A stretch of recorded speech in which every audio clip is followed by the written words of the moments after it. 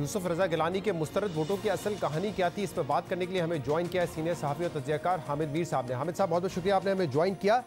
क्या वाकई कल सेनेटर्स टूटे हैं और उन्होंने जानबूझकर अपना वोट मुस्तरद करवाया है, या ये कोई हिकमत अमली थी कासिम गिलानी साहब की और दीगर लोगों की कि उन्होंने कहा था अपने सेनेटर्स को कि आपने मोहर लगानी है यूसुफ रजा गिलानी के नाम पर, ताकि हमें पता चल सके, हमारे पास एक निशानी हो कि आपने पीडीएम कैंडिडेट को ही वोट किया है।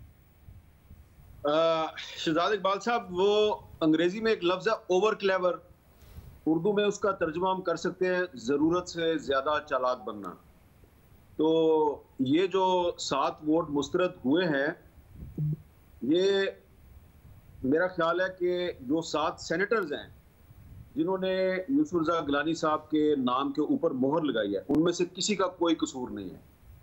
उनको इस ग्रुप के जो इंचार्ज थे 2-3 लोग, जिसमें एक नाम आपने खुद मेंशन कर दिया है, उसमें और भी कुछ लोग थे, और इन सब का ताल्लुक पीपल्स पार्टी से था। इन लोगों ने इन 7 सेनेटर्स को जैसे वोट डालने के लिए कहा, उन्होंने वैसे ही वोट डाला। और इनमें 2 सेनेटर्स ऐसे थे जिन्होंने कन्फ्रंट किया, उन्होंने कहा कि अगर हमने यूसुफ रजा गिलानी के नाम के ऊपर मोहर लगा दी तो हो सकता है कि हमारा वोट मुस्तरद कर दिया जाए। अच्छा। तो उनसे कहा गया कि हमने सेनेट के जो सेक्रेटरी हैं उनसे बात की है, उनसे कंफर्म किया है, और ये जो खाना है आप इसमें कहीं पे भी मोहर लगा सकते हैं। फिर भी उस ग्रुप में जो एक सेनेटर साहब थे, उनका ताल्लुक मुस्लिम लीग नून से था, उन्होंने कहा नहीं, मैं यूसुफ रजा गिलानी साहब के नाम के सामने मोहर लगाऊंगा। तो उनका वोट मुस्तरद नहीं हुआ। बाकी ये जो जितने भी लोग थे, ये सारे के सारे पीपल्स पार्टी के नहीं थे, इनमें 2 मुस्लिम लीग नून के भी थे। तो इन्होंने जैसे इनको कहा गया, इन्होंने वैसे वोट डाल दिया। और अब कोई कह रहा है जी इनकी वफादारी मशकूक थी, कोई कुछ कह रहा है, कोई कुछ कह रहा है। मैं ये समझता हूं कि ये जो 7 के 7 वोट मुस्तरद हुए हैं, इसकी जिम्मेदारी मुकम्मल तौर पे पाकिस्तान पीपल्स पार्टी के उन लोगों पे आयद होती है जिन्होंने इनको ये कहा था। अब मुझे पता चला है कि बिलावल भुट्टो जरदारी साहब ने इस पूरे ग्रुप के लोगों को और जो इनके इंचार्ज थे उनको बुला के ये कंफर्म कर लिया सारी बात। और अब ये भी वकीलों से मशवरा किया जा रहा है कि जब अदालत में इस मामले पर दरखास्त दायर की जाएगी तो ये तमाम सेनेटर्स हैं, इनके बयान हल्फी भी जमा करवाए जाएंगे कि जनाब हमने जैसे सेक्रेटरी सेनेट ने कहा था हमने वैसे नाम के ऊपर मोहर लगाई है, और ये हमारा नाम है, और ये जो मोहरें लगाई हैं ये हमने लगाई हैं और फलां साहब के कहने पे लगाई। मीर साहब, लेकिन फिर डेप्यूटी सेनेट चेयरमैन के इलेक्शन में क्या हुआ? वहां तो गफूर हैदरी साहब को और कम वोट पड़े हैं, आफरीदी साहब को 54 वोट पड़े हैं, और वजह ये बताई जा रही थी, अंदाजा ये लगाया जा रहा था कि जो वोट मुस्तरद हुए पहले इलेक्शन में, उन्हीं वोटर्स ने फिर जाके वोट दिया है आफरीदी साहब को, और उन्होंने गफूर हैदरी साहब को वोट नहीं किया। जी शहजाद साहब, मैं सिर्फ इन 7 लोगों की बात कर रहा हूं। मैं सिर्फ इन 7 लोगों की बात कर रहा हूं कि इन लोगों की कोई बदनीति शामिल नहीं थी। जो ऑपोजिशन का जो अलायंस था उसके अरकान की टोटल जो नंबर है वो 51 थी। तो 51 में से इनको अगर ये 7 वोट ऐड कर लें तो 49 वोट मिले हैं। 2 वोट तो गिलानी साहब के भी टूटे हैं ना, तो उनके भी 2 वोट टूटे हैं। और उसके बाद जब इतना बड़ा मामला हो गया, ब्लंडर हो गया, उस पर सारी दुनिया ने टीवी स्क्रीनों पे सारी बहस हुई, तो अब उसके बाद जब डिप्टी चेयरमैन का इलेक्शन हो रहा था तो उसमें तो आप सोच समझ के मोहर लगा सकते थे ना, तो उसमें तो हैदरी साहब के वोट और कम हो गए।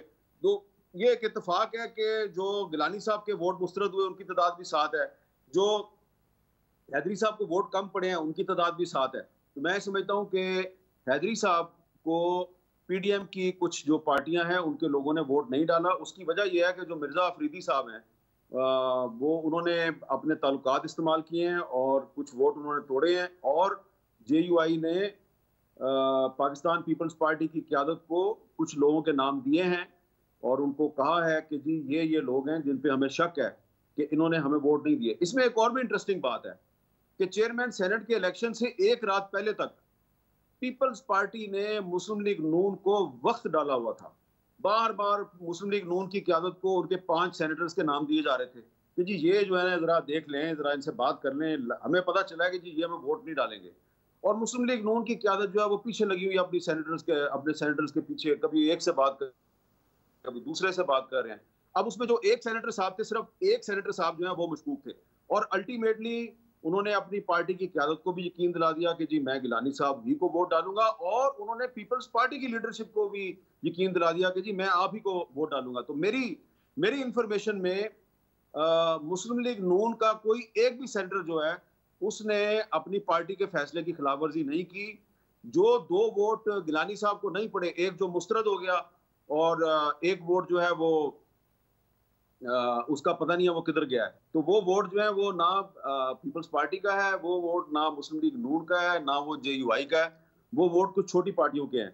तो इसलिए ये जो पीपल्स पार्टी है इसने एक तो इलेक्शन से पहले मुस्लिम लीग नून को बहुत तंग किए रखा, JUI के एक सेनेटर पे इन्होंने शक का इजहार किया, जी जरा इनको देख लें शायद ये हमें वोट नहीं डालेंगे।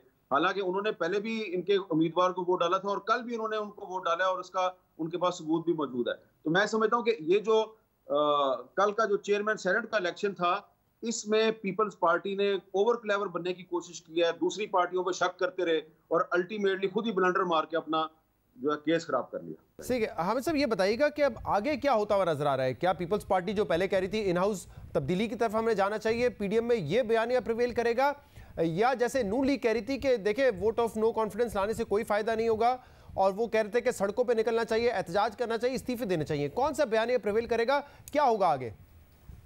देखिए ये आपका सवाल बड़ा अहम है। मेरी इतला ये है कि जो पाकिस्तान डेमोक्रेटिक मूवमेंट की जो इत्तेहादी पार्टियां हैं उनका 26 मार्च को लॉन्ग मार्च पे इत्तेफाक हो चुका है और पीपल्स पार्टी भी उस लॉन्ग मार्च में शरीक होगी, और इन्होंने 30 मार्च को शाम 3 बजे यहाँ पे इस्लामाबाद में D चौक में पहुंचना है और उसके बाद पीपल्स पार्टी धरने में भी शरीक होगी।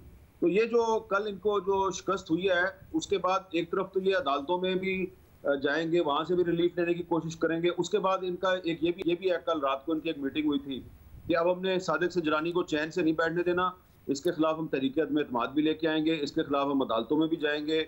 और एक तजवीज़ ये भी दी जा रही है कि जी अब कौमी असम्बली के स्पीकर और डिप्टी स्पीकर के खिलाफ भी तहरीक अदम एतमाद लाई जाए। तो पीपल्स पार्टी जो है उसकी इखलाकी तौर पर पोजीशन कमजोर हुई है। कल जो उन्होंने ब्लंडर किया उसके बाद उनकी पोजीशन कमजोर हुई है और 2 वोट टूटे भी हैं उनके, और फिर हैदरी साहब को वोट नहीं दिए गए।